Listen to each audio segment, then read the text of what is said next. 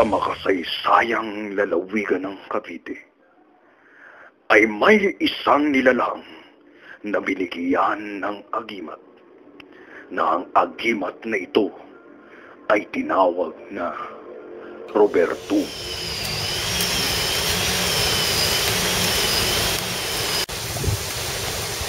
Hirap.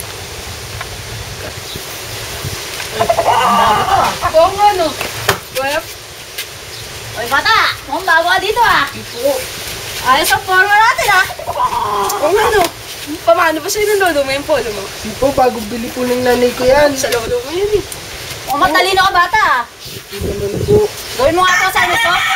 Marami po kasi akong ginagawa sa bahay. Ayaw mo. Ano? Gusto mo ba kami makilala? Hindi ata tayo kalalanin. Gagawin mo hindi. Ay, pa pong pinapagod. Bigyan mo na isa.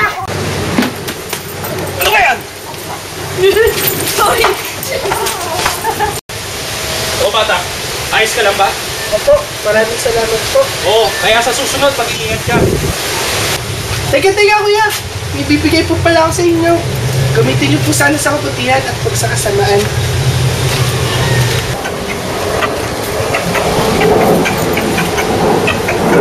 Para saan nga pala to?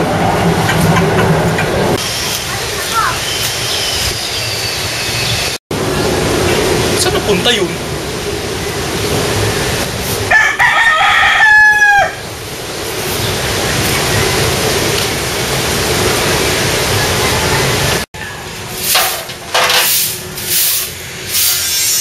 Kuya! Oh, Tol! Halika! May kukwento ko sa'yo. Alam mo ba, may isang estudyante nagbigay sa akin ito. Ano yan, kuya? Ewan ko nga eh. Pero ang sabi niya sa akin, gamitin ko raw to sa kabutihan, wag sa kasamaan. Baka yun yung sinasabi nila agreement. Baka yun ang virtud. Oo nga no. Ano kayang kapangyarihan meron nito? Anong pagpaganda lalaki yan? Bakit na lang? Di na! Kung pampaganda lalaki to, di mo na kailangan yan! Mas kailangan ko to! At saka, hindi pa naman natin alam kung anong kapangyarihang taglay meron nito. Teka nga, huwag na natin munang problemahin ito. Magmerienda na lang muna tayo.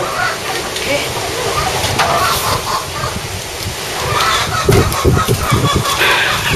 Ano tol?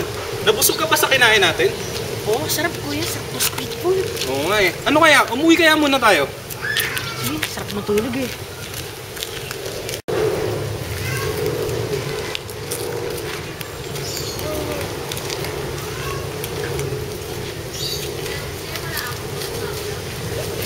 Alam mo tol, kanina ko pa iniisip eh.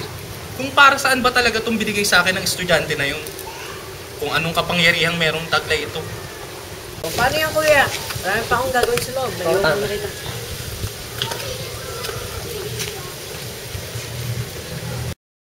Rob, yan ay bertud. Anong bertud? Yan ay isang agimat na binibigay lamang sa may mabubuting kalooban. Isuot mo lamang yan at bibigyan ka nila ng kapangyarihan upang sumpuin ang kasamaan. Mali naman. Nawala na naman?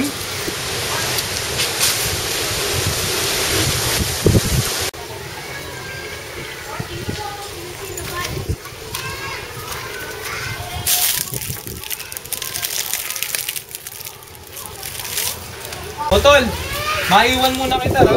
Pupunta muna ako sa bayan.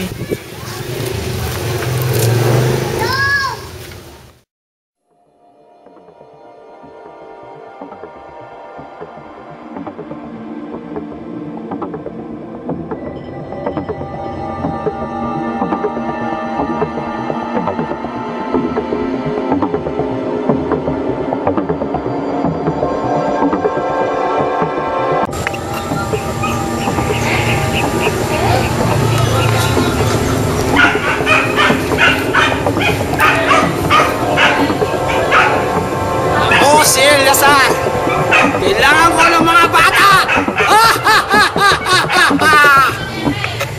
Abangan ang mga susunod na kabanata sa Roberto.